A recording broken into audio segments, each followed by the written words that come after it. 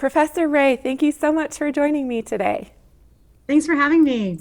So, even people who aren't being evacuated for a fire or facing water shortages this year, um, we all have emotional responses to what's happening in the world right now. What is climate anxiety that you write about in your book? Yeah. So there's people who are experiencing immediate climate or environmental traumas like sea level rise or a natural disaster, various kinds of immediate things. And arguably, many scientists would say something like COVID is an immediate climate disaster, too, that we're all experiencing some more intimately than others. But that's one set of climate anxieties, forms of sort of immediate distress, immediate threat to livelihood and life. But another kind of climate anxiety that also sort of took me by surprise a little bit when I first discovered it is this sort of anticipatory anxiety about what could be happening in the future.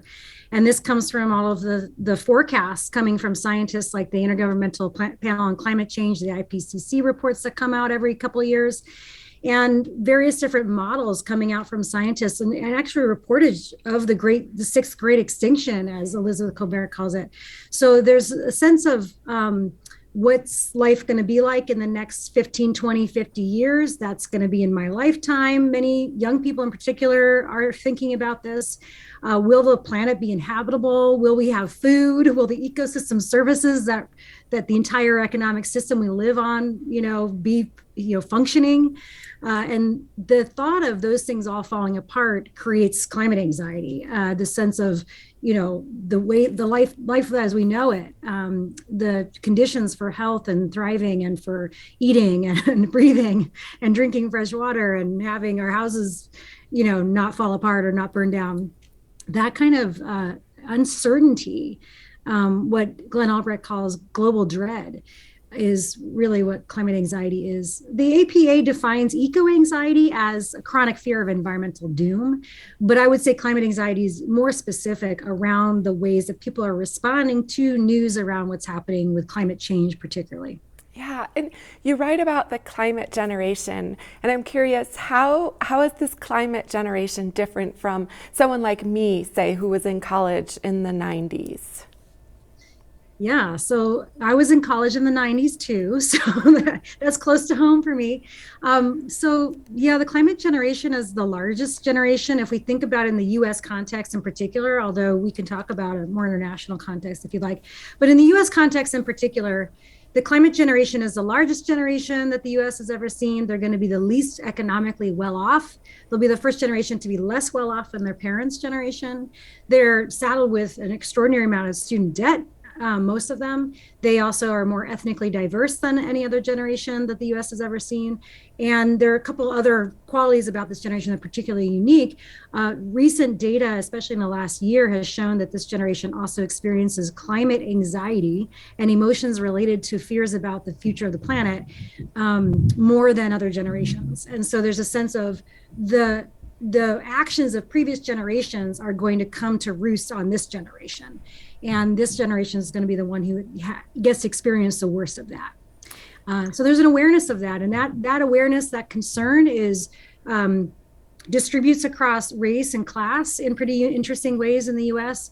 If you are a young woman of color, you're more likely to experience climate anxiety than you are if you're a white male young person. So there's different, and of course, politics matters here too. So the demographics of climate anxiety are particularly interesting as well.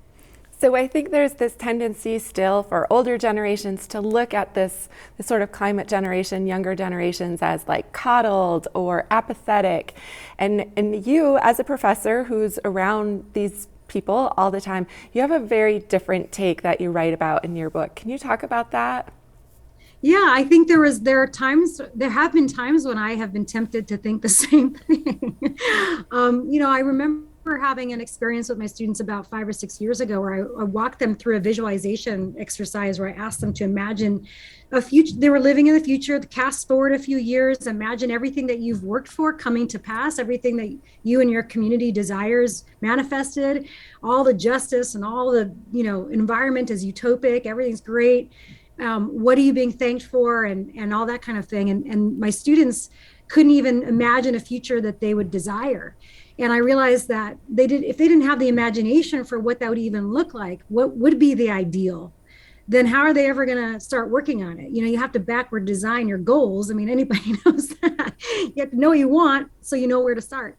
And this was a real failure on their imagination side. And at first I thought it was because they had been sort of unable to deal with difficulty, that there was a sort of maybe a snowflakiness about them, right? This sort of coddling of the American mind that you just mentioned. But then I actually realized, as I started to tap into more of a space of compassion and knowing these students, I realized that this was in fact more of a matter of really being let down by previous generations and being handed a problem that is unsolvable. And learning, as we all want them to learn, about climate change, right? Everybody is starting to learn about climate change, even in the K through 12 system now. And they were coming into college already knowing that things were really bad. And it is simply a sign of our engagement with what's happening in the world that we might feel some dread and uncertainty and trepidation about what's happening in the future. And so this lack of imagination just seemed to be the natural response to how bad the news is. And I really felt a deep heartbreak for them. Yeah.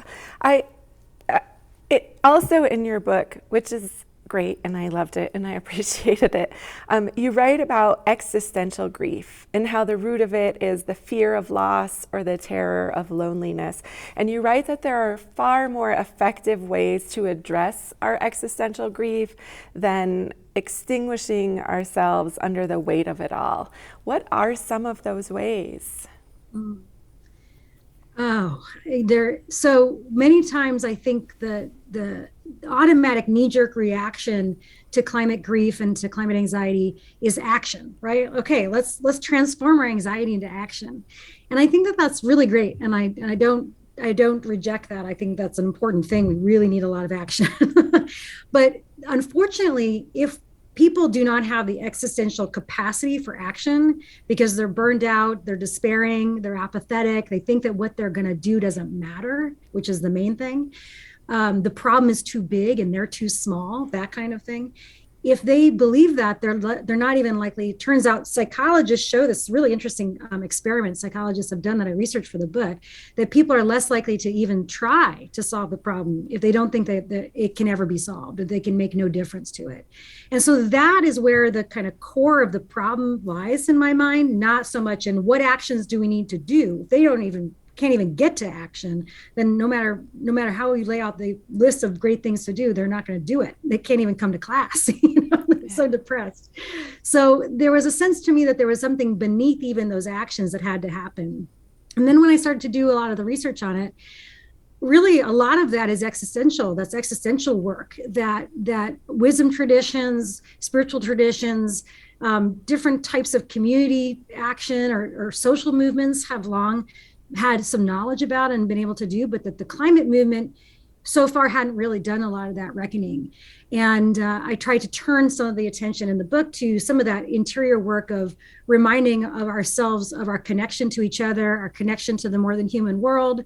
And it's the denial of those connections that's at the root of many of our problems. And so the repair has to happen at that kind of existential level, as much as all of these other external actions also. But they're interconnected. You can't really, embolden a movement to take on the challenges as we need to without that kind of interior resilience and energy. Yeah, along those lines, you write about how seeing ourselves as part of a collective and acting collectively versus trying to do things individually is so important. And it made me think of like Joanna Macy, and she talks about group action and group work. What are the benefits of this collective action, this group work, this relationship building? Yeah, that's a really great question. There's many facets to that. So some people say that at the root the root cause of our social crises are the same as the root cause of the climate change crisis, which is disconnection, lack of community. And many people, if you look at Robert Putnam's Bowling Alone, and you look at the sort of crisis of civil society, the crisis of community that's been sort of almost engineered by the ways that we've designed, not just architecture and cities and our automobiles and highways, but also we've sort of create a culture of individualism in American society, that you're on your own and go off and set yourself free from all of the fetters of your family and others. And there's a real fetish of that in American culture. And there's a lot of benefits to that. And I'm not denying entirely that there's some value to that. But it has had the unfortunate effect of making us think that we are alone in our action for the planet. So that's one way that it disempowers us. It helps us not able to see, makes us not able to see the ways that our actions are in concert already with a huge community of people, what Paul Hawken calls the blessed unrest, or some groundswell. Rebecca Solnit beautifully writes about this. And also it makes us not able to take a break when we need to build our resources. Many people, young people in particular, feel like they need to sort of burn the midnight oil and not sleep in order to do the amount of work that's necessary, because the problem is so urgent, right? This urgency of the problem, this next 10 years matters so much, we often hear, makes people feel like, okay, I'll just work my tail off until the problem is solved, and then I'll be able to maybe relax. There's no time for rest. And individualism shows up also in activism too, in a way that undermines our ability to keep engaged in these issues for the long term of our lives. The problem is not going to be resolved in 10 years. It's going to be going on for the rest of our lives. And so seeing ourselves in the collective is partly a sort of critical thinking tool to keep us energized, right? Like, let's focus on the fact that we are amplified in all these ways. I do a network mapping exercise with my students sometimes, where I help them see all the things that support them and that they support, and ask them how can they enhance those supports. And also there's some really interesting neuroscience about this, that there's sort of the mirror neurons that happens, the things that happens hormonally and chemically when we're actually in space with other people and when we're doing things with other people. And I find it really fascinating that there's things that happen, like if you did an MRI, if you could take a picture of people's brains when they're with people versus when they're on Zoom, or when they're on Zoom versus when they're alone, just the sheer act of being with people, doing something collectively, enhances all of the good feels that we might need to have chemically in our body. So there's some really cool stuff that happens there. Just the neuroscience of it is really important. So you mentioned earlier too, like, these issues are so big, they seem so vast, and they are, that whether it's climate change or the social justice aspects of climate change, and even just here in our own state, especially right now, it just seems like the issues are so big and there's so much that needs to be done.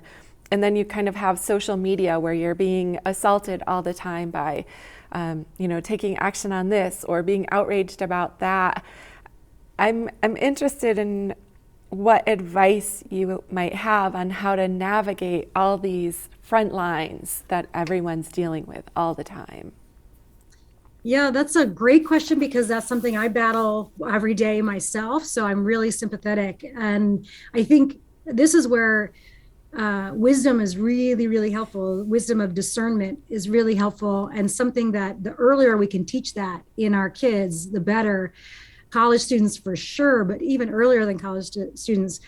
So if we are aware, we just understand that most media gravitates towards negative information. This is called the negativity bias in media, but we also, that negativity bias is only merely responding, because we live in capitalism, responding to the negativity biases that are in our own brains, right? We have this reptilian residual brain thing that focuses on the next threat that's on the horizon. And so we tend to pay attention to the negative information, the scariest of news, the most outraged information. And we know this if we just do a simple study of the algorithms around social media, that negative emotions like outrage, or I should say uncomfortable emotions, huge, big emotive words are the ones that get distributed the most and passed around, get the most eyeballs, as they call it, in social media. And so the negativity bias in ourselves perpetuates the negativity bias in the news media. It becomes this vicious cycle. And so what kind of story do we live in? We live in what Joanna Macy calls the great unraveling, right? Where everything is unraveling. There's the coming anarchy, as Robert Kaplan put it in the 80s, right? So there's this sort of, the world is descending into apocalypse. If we only took the media that we consume on a daily basis as evidence of truth, that would be the story we lived in. But this, in fact, creates a self-fulfilling prophecy in most people, which is that the world is so terrible, there's nothing I can do to stop it. It's inevitable. So I might as well just put my head in the sand and carry on business as usual. So we won't even begin to tackle the problem if we live in that story. And simply put, if the planet has any hope at all, if any of these situations have any hope at all, we have to show up as much energy for it as possible. And the most energy, the way to do that is to come from a place of living in a very different story. We must simply choose to consume and seek out and distribute stories of solutions of people who are doing this, so that we'll become more aware of all those people out there doing it, more aware of the collectivity, more aware of how many solutions are already happening, success stories. Those are the kinds of things that actually bring people back for more and make people want to keep being involved. And again, this is neuroscience. I mean, simply the hormones and the chemicals around positive news keeps us coming back for more, like dopamine, right? So and also those stories model how to do it. So if we learn how to do it, where you are, the story you just told me before we started filming of the mesa behind you, what's happening there, the more you can distribute those kinds of solution stories, the more people think, oh, that's happening right in my backyard. I can get involved with them, or maybe I can model that in my community where I'm at. People think that the only way to solve all the problems we have is that by tomorrow we need to get rid of capitalism or whatever it is, right? Like we need to have all the land back by tomorrow, and everything feels impossible. This all feels like too big of a task. But when we see the stories of what's happening around the corner, what's happening in our community, we see it modeled. When we see all the adults in the room, if we're younger, taking care of something right here, that can scale out, that just perpetuates the cycle. And so if we live in a story of what Joanna Macy calls a great turning, where everybody's doing this work, we're much more likely to show up to do the work. So it becomes that kind of a self-fulfilling prophecy. Yeah, I like what you write about slow hope, and how there's always this emphasis on urgency and action, and that constant urgency also stresses you out, but also can make people not be as inclusive. Or you write about you can sacrifice your allies to get to a certain outcome. What are the benefits of this slow hope in a world where everything seems to be moving so fast all the time? Well, for that very reason, the speed at which the world is moving is part of the problem, right? That's where the disconnection happens. When we are moving too fast and we have that sense of urgency, we're much less likely to be compassionate towards each other. We're much less likely to interpret the behavior we see on the media that we're watching or the people that we're interacting with from a space of understanding or awareness of what the causes and conditions that make people do what they do. We're much less likely to want to cooperate with people or collaborate with people. Speed makes interconnection really inconvenient, and much less respect for the earth, right? Like I'm too busy. I don't want to hang my laundry up on the clothesline, that just for a small example. And it has the effect of the urgency mode has always long been a political tool to get people to surrender their rights or to give up, to look the other way at unethical behavior, So there's a real sense of when we're in a state of urgency, when we feel things are urgent, we tend to not do things like the slow deliberative processes that are required to make sure all voices are included in a conversation about solutions. Or we tend to think that this is the most urgent thing we've ever had and nothing ever before was as urgent as this, when in fact, lots of people have lived under unlivable conditions in lots of places of the planet, and historically and even now. And so this isn't maybe perhaps the most urgent thing for them, right? So there's a real politics to urgency that we should be suspicious of, not because it's nefarious for any particular reason, but because it's a rhetorical strategy to get people to act, and it may make us act in ways that are not very wise. So I like this book. You lay out lots of background information, but at the end of each chapter, there's like a checklist, and there's also some like exercises in the book that you also do with your students. And you write about this one exercise in particular that you did with your students, and it reminded me I did something similar in 2016, in the fall of 2016. Knowing that there were going to be a steady stream of important issues that would need to be covered. And so at that time, like, I wrote out a very specific list for myself about what I can do and what my skills are and what I need to focus on for the next 4 years. And it was really helpful and really guided me for those 4 years. I'm curious, can you talk a little bit about what this exercise is that you have students do and how it might be helpful for our viewers to do as well? This exercise, I think you're talking about the Eco Manifesto. Yes, so when we have that information coming at us from all sides, that 24/7 access to news cycles, information from all corners of the globe, all the terrible things that are happening, it makes it very difficult to prioritize and sort through where we want to devote our attention, what is the most urgent things, to triage all of that. And that creates this overwhelm, the urgency and the quantity of it and the urgency of it all, which of course the media wants to make sure we feel, actually has this deadening effect, right? It has this kind of like, oh, I'm overwhelmed. I'm sort of in a state of immobilization because of the intensity of it all.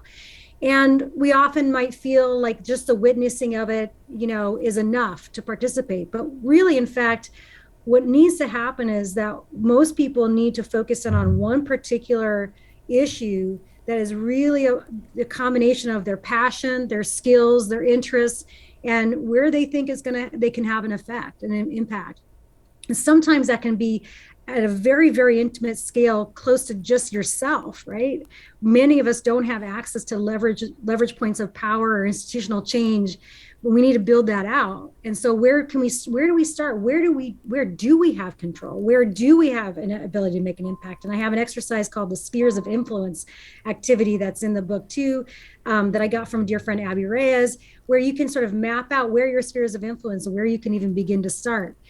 But this allows us, as we sort of, visualize, going back to that visualization activity, if we think about where we're trying to go and what our particular passions and skills are, we can figure out what the next step is. And it's really a matter of just prioritizing what our big yes is, as opposed to all of the things that maybe other people find as their big yes, so we can say no.